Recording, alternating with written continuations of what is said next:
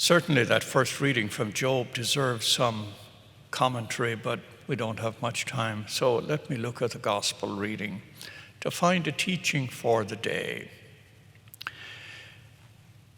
This contest between the apostles about who among them was the greatest occurs in a number of times among the followers of Jesus.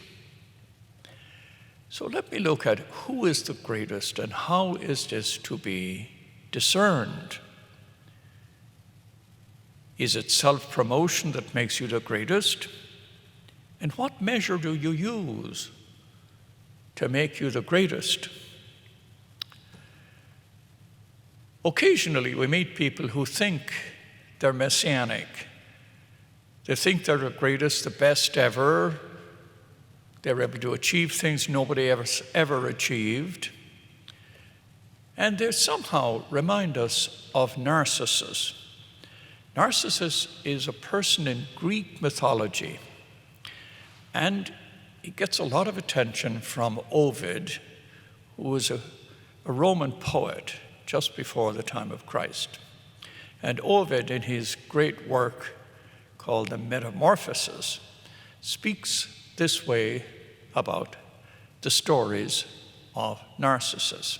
It says, Narcissus was the son of a river god and a nymph, which means he was kind of slippery. I mean, he was not reliable. He was not truthful. But he was very beautiful, very handsome, and he was self-possessed by his own self-image. Thought he was the greatest.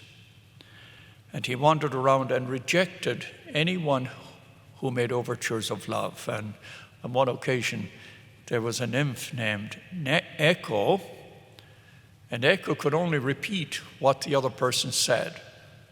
But this very beautiful nymph called Echo fell in love with him and pursued him. But he treated her with disdain, as he did with everybody else.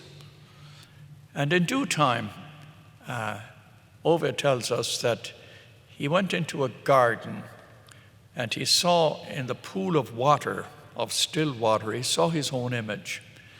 And he was so in love with his own image that he reached into the pool of water to possess his image, and the water went through his hands. And the curse that was laid upon him was fulfilled. You will never have what you desire the most in life. And that person we call narcissistic.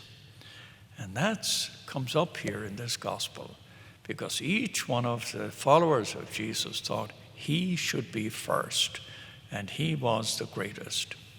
It makes you wonder, who is the greatest person in your life? No. Was the greatest person in your life somebody who became famous? Maybe not.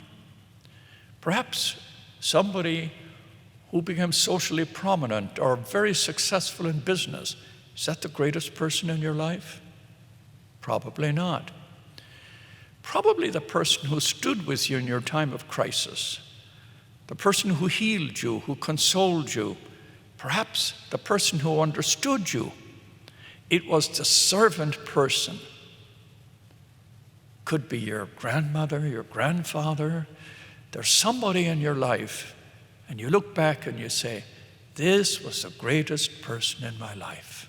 And whoever that was, it was not somebody who was narcissistic, self-possessed, self-interested, self-promoting. It was somebody who was dedicated to the other, who blessed you, who sacrificed for you, who forgave you, who understood you. This was the greatest person. That's exactly what Jesus says in this gospel. He said, the servant one is the most powerful. The servant one is the one who is truly the greatest. Not the one who thinks he is the greatest, but the one who serves others and is admired in gratitude by others for being the greatest in their lives. You know, David Brooks speaks about this in his book, The Second Mountain, where he says, the greatest legacy you have is what he calls a microculture of belief and practice, which is honorable. That's your greatest gift. Belief and practice. Somebody who inspired you by the manner of their servanthood and care for others. That's the greatest.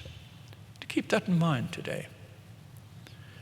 Perhaps it might be good to say a prayer of gratitude for the gift of that special person who was the greatest in your life. And that's the one who imaged Jesus Christ. Amen.